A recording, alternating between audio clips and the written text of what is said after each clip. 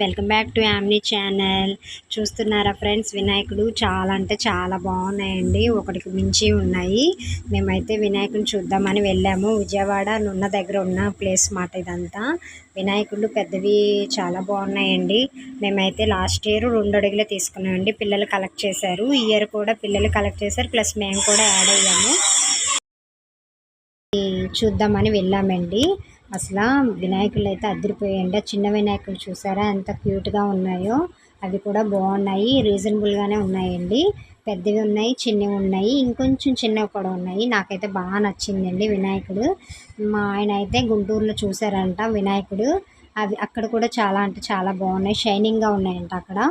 ఇంకా అందుకని ఇంకా అక్కడికి కూడా వెళ్ళామండి. చూద్దాము ఇక్కడ అక్కడ ఎలా ఉంటుందా అని ఇంకా వెళ్ళి చూసామండి. అక్కడ కూడా బాగుంది.